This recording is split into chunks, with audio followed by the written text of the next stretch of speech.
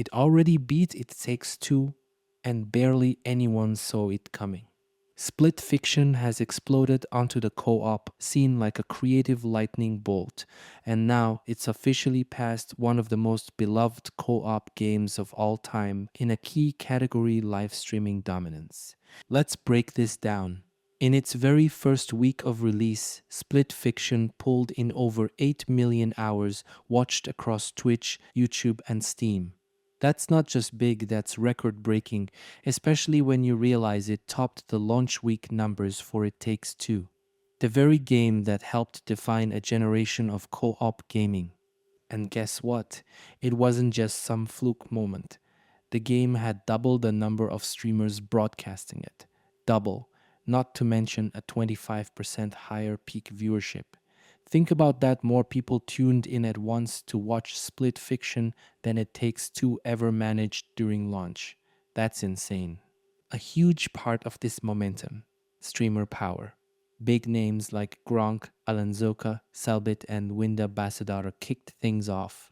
Then, in the second week, it got even crazier. XQC and Valkyrie joined in, and the hype train went full speed. Even streamed it themselves across their Steam channel. So, what is Split Fiction?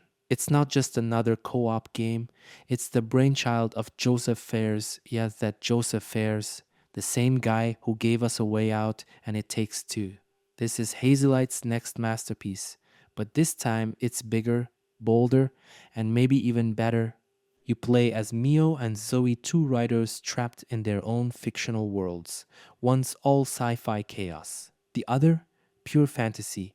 You and a friend have to jump between these totally different realms, solving puzzles, dodging disasters, and unraveling a weird, emotional story full of secrets. You'll hoverboard through space stations, battle giant cats, ride sand sharks, and even challenge a monkey to a dance off. I'm not joking. It's wild, it's fun, it's pure Hazelight energy, but turned up to 11. And the critics, they're loving it.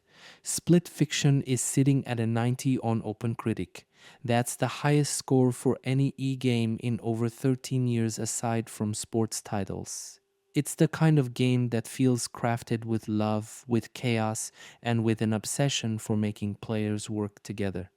Hazelight didn't just match the success of It Takes Two, they surpassed it. In fact, in just 2 weeks, Split Fiction sold over 2 million units. That's massive for a co op only game. And unlike most co op titles, it includes a friend's pass, so one person buys it, the other plays free. Combine that with full crossplay across PlayStation, Xbox, and PC, and suddenly everyone is able to jump in. So, is this the start of a new co op era? Some are saying Split Fiction is the game that finally breaks the mold again. That maybe we're witnessing the birth of Hazelight's third big wave.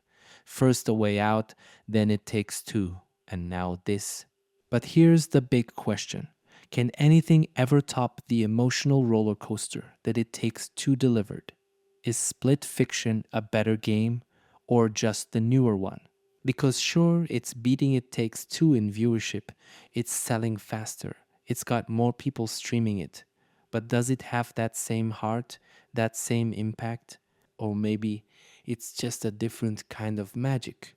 One that plays with genre, that experiments with form, that fuses sci fi and fantasy in ways we've never seen in a co op game before, and most importantly, one that trusts you and your partner to figure it out together. If you haven't played Split Fiction yet, or even watched it, now's the time. Because if it keeps growing like this, we might be looking at Game of the Year again, and maybe, just maybe, Joseph Fares will pull off the unthinkable. Twice.